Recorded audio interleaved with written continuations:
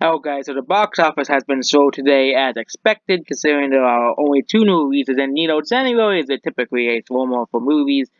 Next month is going to be much more interesting with much bigger movies coming out, and especially March with, two Disney movies coming out, which will be much more interesting than this week. So, we'll be going over the box office from number one box office movie to number to Underwater, which is at 16th place. So number one, though, no one's surprised is Bad Boys for Life. This movie has been doing insanely well, and it actually is gonna be about to be the best-selling movie in the franchise.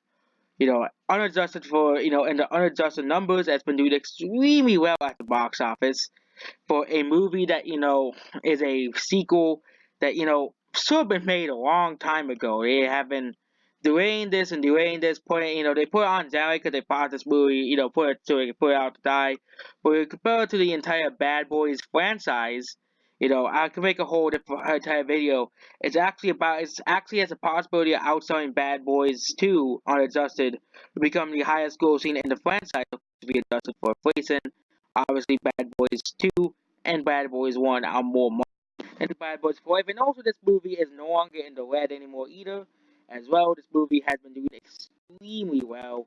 And, if it does Bad Boys 2 for inflation, it's doing, probably pretty similar to Bad Boys 2 at the box office. As well, if it does Bad Boys 2 for inflation, Bad Boys 2 is yeah, the movie's doing extremely similar, and actually, Bad Boys for Life is behind Bad Boys 2. It probably, and of course, if he does it for place in Bad Boys 2 is doing better than Bad Boys for Life. I'm gonna make a whole, I'm just gonna make a whole video about this, comparing the Bad Boys movies, because I want to get onto the other movies, you know, stop talking about the box office of Bad Boys for Life, but it's doing extremely well. That's the gist of it. So, 2 minutes spent on one movie, it's not a good sign. So, and now we have to wait for it to, go. So 917 is still doing pretty well. It has passed $100 million, and it will probably make back its money.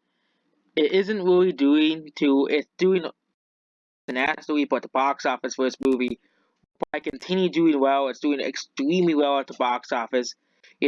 Especially for a not and also it's not woke at all. Okay, you have people saying this movie's woke because there's Sikh soldiers on the battlefield. Okay, but the movie takes place in World War One. India was, if you don't know, India was on the Allies' side in the World War One. So of course India would be sending troops to help. It's like it's not rocket science here, okay? You know, it's history basically. This movie is pretty great. It's pretty historically accurate. Unlike Battlefield 5, it's a game, but Battlefield 5 is a game, but it's comparing something that's not historically accurate, something historically accurate is always a good comparison. Next is Doolittle. This movie is still.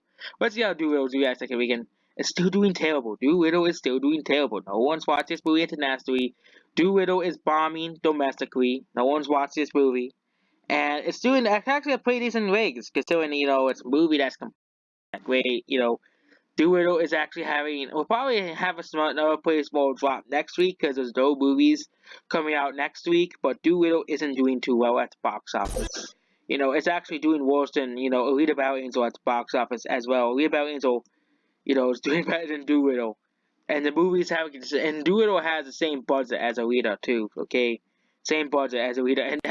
And that's how Alita Battle Angel was, how they were projecting Alita Battle Angel to do. And now, Doolittle is how Alita Battle Angel was projected to do. Next is The Gentleman, which is a British movie, so it probably already broke even. It's doing pretty well in America. It's made 11 million so far, but it's a British movie already in December, so it's doing pretty well. So the Gentleman is doing pretty well at the box office. It's kind of like the British version of The Godfather, basically. Next is Jumanji: The Next Level. This movie is still doing insanely well. Internationally, it's kind of slowing down, which is something that's not that great, but it's doing really well domestically. It had a pretty tiny drop at the box office, and I could do a comparison between Jumanji: Welcome to the Jungle and The Next Level. It's doing extremely well at the box office. This movie is doing better than they were expecting the legs to actually be like, which is probably gonna be like a downhill. The legs are doing that poor, it'll probably still be over $200 million at the box office. But this movie is gonna pass $320 at the box office. I think it will. So next movie is The Turning, which is another bad horror movie. It's like it's not a bad horror movie. It's just horror didn't have a good last 2 months. There was Black Christmas, which no one watched. There was The Grudge, which no one watched, and The Turning is on the same level as The Grudge. No one's watching it. It's just a bad movie. The Grudge did bad because it was the first movie of the year, and that's the only good thing. That's the only thing that reason why Grudge made $20 million. Next is Star Wars: The Rise of Skywalker. It is probably gonna pass Aladdin's domestic worldwide gross, but the movie is slowing down because before it was at so it made 10 million. It only made, so it's slowing down internationally. It will probably pass the unadjusted gross for Rogue One: A Star Wars Story, but it will not pass the adjusted for inflation gross. It will not pass it domestically either. So Star Wars: The Rise of Skywalker is it's a success for Disney, but still a massive box office disappointment. The first $1 billion box office disappointment in history, which is something that only Disney Star Wars can achieve. So I'll make a whole video about that as well. Along with the whole video explain Bad Boys box office success. Next is Little Women. Despite people saying, "Oh, no one wants to see this movie," you're sexist. Somehow a movie that quote unquote no one wants to see made $93 million at the box office. You know, you know, it doesn't help that the critics are also saying this is a masterpiece, but it really isn't. It's just the same story. We have, they have told like 10 times already. Okay, the same story. That's just the woke version of the story that they told like 10 times already with, the CGI and stuff, okay? Hollywood is so unoriginal they can't think of anything new, but this movie will probably pass 100 million domestically, you know, considering especially if it wins any awards, it's probably guaranteed to pass. And next is Just Mercy. Brie Larson, this movie has Brie Larson in it. I think that's probably making a lot of people want to go see this movie. Brie Larson is just not a likable person, the aftermath of Captain Marvel. This is Brie Larson's first movie since Captain Marvel, as well. With the exception of Endgame, you know, Brie Larson's first non-Marvel movie, and it's just not doing well. Okay, it's not doing well. Okay, Brie Larson. Brie Larson's in the movie, and it's just not doing well. Knives Out, which is still doing super well for Ryan Johnson's movie, okay? It shows that there was an audience for Ryan Johnson. There was an audience for his type of movie. It's just, I hope this movie convinces Ryan Johnson to stay away from Star Wars and just make more sequels to Knives Out, because that'll be much more better than Ryan Johnson continuing to ruin Star Wars. I think that'll be a much better scenario as well. It will probably pass $300 million worldwide as well, so Knives Out is doing well. Surprise! One of the biggest surprises of the year. Next is Frozen 2. This movie has reached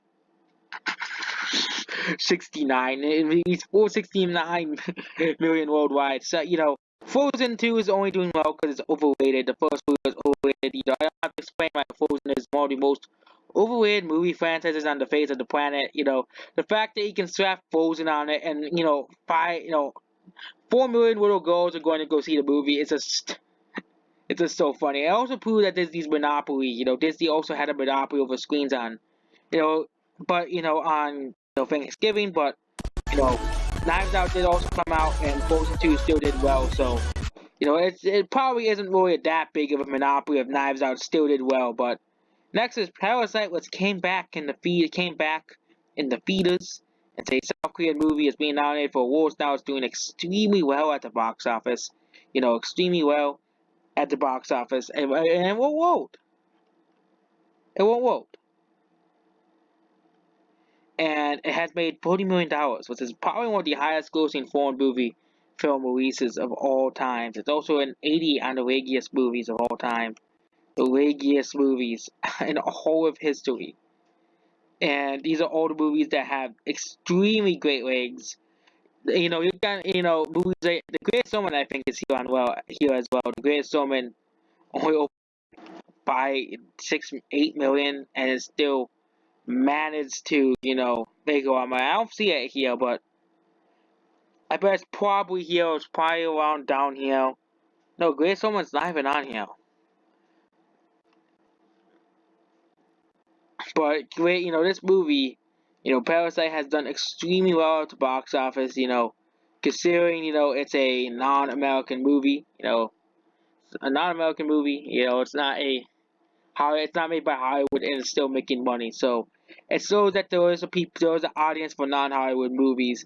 And I think this movie will probably convince China and various other countries to push their movies more in America as well. So next is Spies in Disguise, which isn't doing well because Disney just dumped it and there's Spies in Disguise is out. No one cares. And this movie is a massive box office failure. This movie is. I forgot to include it on the box office flops list. It's on the honorable. This movie is a massive, massive box office failure. And just proved that 2019 for animated movies was not that great. People said, "Oh, Frozen 2 and Lion King did so well," and Toy Story 4, but those all have Disney's logo on it. That this 2019 was a bad year for everyone but Disney. Okay, everyone but Disney did well, okay? Spies in Disguise is just a massive box office failure, massive, massive bomb, and it's really Disney's fault for making the movie a bomb. Okay, if it was under Fox, this movie, Spies in Disguise would probably made 20, 40 million, will probably did similar to Front of That as well. So next is Myka Box, which is no one's watching this movie. It has a $40 million budget, and it's gonna be a box office failure. It's an attempt that's made. No one's watching it. You can see that the ratings for this movie is absolutely abysmal, and Myka Box is a massive, massive bossy failure. Okay, next is Jojo Rabbit. This movie is actually back in theaters. This movie has made $54 million. That's surprising. It has been doing pretty well actually for a indie movie. But it's an indie movie. It's doing pretty well. And also the Oscars are helping the movie as well. So then the last movie is Underwater. Okay, I always talk about cats in another video, but Underwater, Kristen Stewart's next failure. No one's going to go see this movie because nobody likes Kristen Stewart movies. Okay, it's also Disney's failure as well. Disney's gonna lose a lot of money on this movie, but Kristen Stewart, it's another failure for Kristen Stewart. Her movies suck. And the movie before it sucks as well. So that's basically it. Goodbye.